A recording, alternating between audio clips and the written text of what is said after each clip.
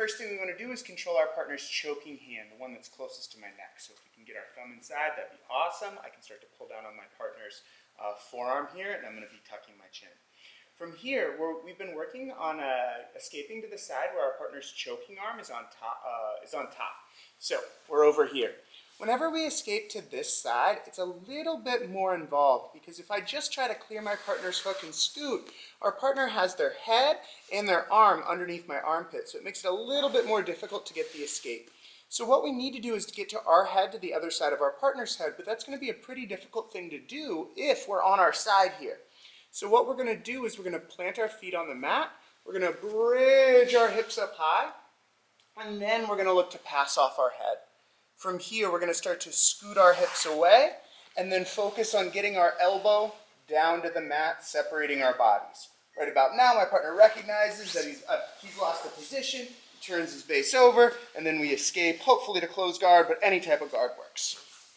So again, we go, controlling our partner's choking hand, pulling our partner's arm down, we're falling over to the side. Dig the feet into the mat, big bridge. Pass our head off, elbow down to the mat, make some space, all the way to close guard. Okay, let's give it a shot. 3, 2, 1. From here, we had our partner's back, we made a little bit of an angle, we set our grip in the collar, and then we brought our leg over top. Okay, now we're going to deal with the other side. And that's something that's really important to recognize whenever you're in back mount. If we have a seatbelt, this is an asymmetrical position. So my menu of attacks is going to change at least a little bit depending on what side my choking arm is on. So there's two big problems with attacking that choke to this side. First, it's a little bit harder to grip fight. If I start to set my hand in my partner's collar, there's going to be a ton of space over here, which makes it hard to finish. And my partner's going to be laying on the leg that I need to get over the shoulder in order to be as effective as possible. So we're going to deal with those problems and then still attack that same choke from the back. So the first thing that we're going to do is come up to our elbow. So from here, I'm going to pull my elbow back as we drive our chest forward and sit up. From here, it might look like you're making a ton of space for your partner, but because I'm driving into my partner's top shoulder, it makes it really hard for him to get his back flat to the mat. It also makes it way easier for me to grip fight and set the choking hand where I want it because this hand is exactly where we need it to set the choke, and it's a lot harder for my partner to control because I don't have a lot of stuff in front of him where he can grab. From here, we open up the gi, we set our first grip, and then we're going to get our secondary grip, either in the far side lapel, or if our partner's hand fighting a lot, I can start to control the hand. And that's going to be even more important with this side because we're going to exit back mount here in a second, and if I don't have this controlled, our partner can unwind the choke by just turning away from me. So those hands, either on the far side collar or controlling your partner's hand, stop them from being able to do that. Now, we're going to look to bring our knee behind our partner's butt, or you can use a butterfly hook at your partner's knee. I'm going to drop my remaining hook down to the mat, knee my partner, and then we come up to both knees. From here, we're going to do the exact same kind of chair sit motion that we've been working on the last couple weeks, where I pull my partner's head up to my lap, sit, I bring the leg across the belly, but now because I already have the choke set, we're going to fall, and instead of going to back mount, we're going to go right away with that leg over the shoulder. I'm going to think about kicking down, doing my row, and getting my finish. So again, we go. From here, we're falling to the side where our choking arm is on bottom. First step, I'm going to come up to my elbow. Drive my chest in towards my partner, set my choking hand, catch my secondary grip. We're going to knee our partner in the butt, exit back mount, pull my partner's head up to my lap, sit, leg goes across the belly, go all the way to the other side, top leg over the shoulder, and then we hit our finish. 3, 2, 1. Now we're going to look to attack the turtle. And we've been working on this for a little bit, where we got behind our partner, we grabbed a tight waist across our partner's belly, we fed the gi, and then we were able to use our knee to block our partner's knee and break our partner down to a hip. And that works some of the time, but a lot of the times what will happen, if you come back up to your base chase, is when we go, as I try to do that, my partner opens up his knees, and it makes it really hard for me to actually knock him over.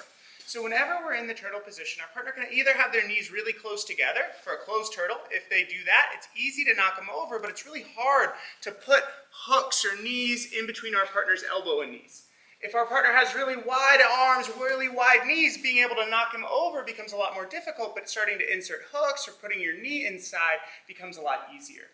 So now what happens, and there's obviously a spectrum to that, but a lot of the times what happens is your partner kind of starts out somewhere in the middle, and when you start to knock them over, then they spread out their knees really wide as you're going, and then you have to kind of adjust on the fly.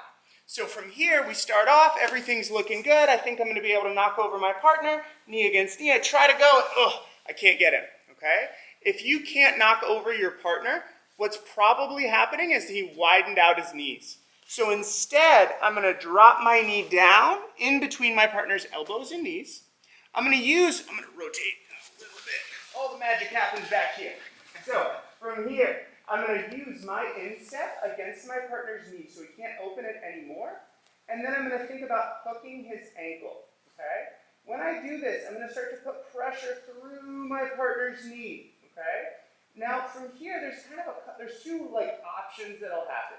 Either you're able to put so much pressure through your partner's knee that they relieve the pressure by sitting their hip against your hip, and then you're able to put in your hook, scoot, and take your partner's back.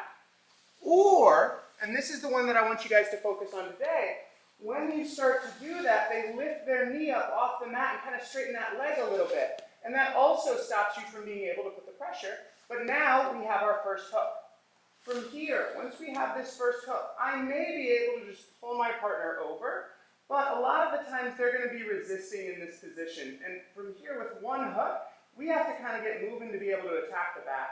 A lot of the times, you might feel like you can just throw in the hook on the other side, and if your partner's really open, maybe, but a lot of the times we end up falling off if we do that. So what we're going to look to do here is put in a power half.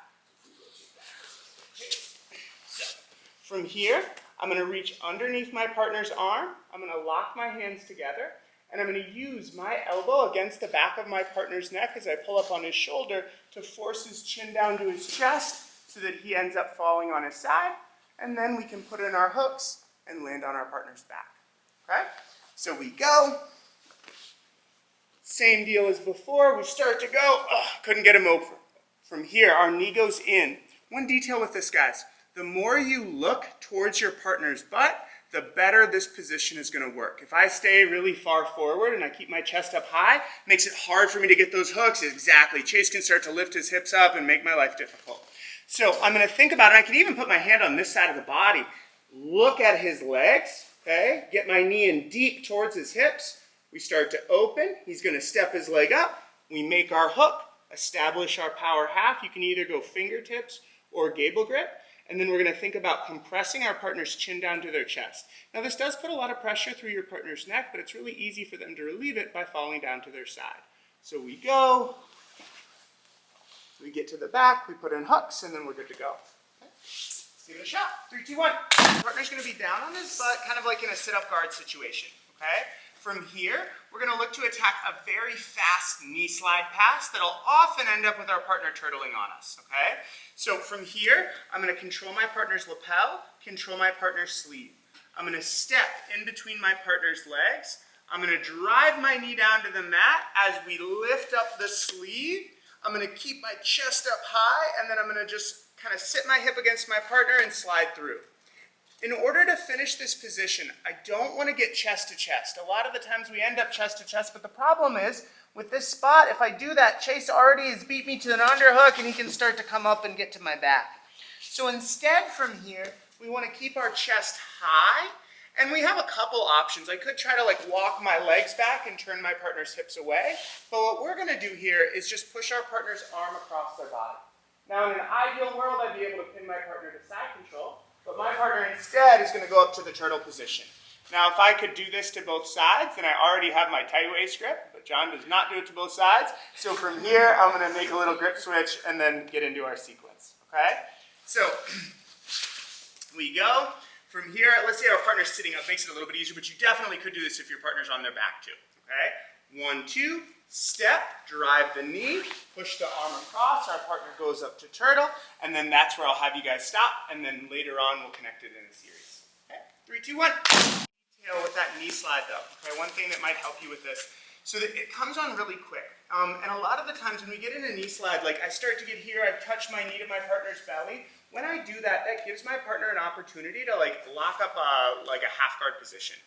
This is gonna come so quick that like usually they don't have much of a chance to lock up a half guard, because as I'm falling, I'm thinking about keeping my chest like upright, my hips forward. When I go down, all of that bend happens in my legs, and I'm already like pretty much slid through by the time my knee touches. So like full speed, it's very tricky if you do this right for your partner to like, they have to be very quick to catch that. Because when I go, it's like I'm already past by the time we get there.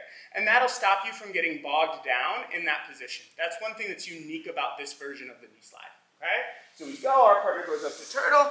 From here, we make our grip, knee against knee. I try to knock them over, couldn't do it. Knee goes through. If you're having trouble, sometimes your partner's like weight is down on their butt and you feel like you can't catch their ankle, they're like sitting on it. Instead, what we can do is really lean towards the head. That'll expose that ankle and it makes it easy to catch. We open, we catch our grip, we lock our hands, do our power half. From here, now we're on our partner's back. We get up to our elbow, 1, 2, knee our partner in the butt. And then we're ready to finish our show. Okay? So that's quite a bit, but you guys, we're doing awesome throughout all of it. Try to make it as smooth as you can. Okay? 3, 2, 1.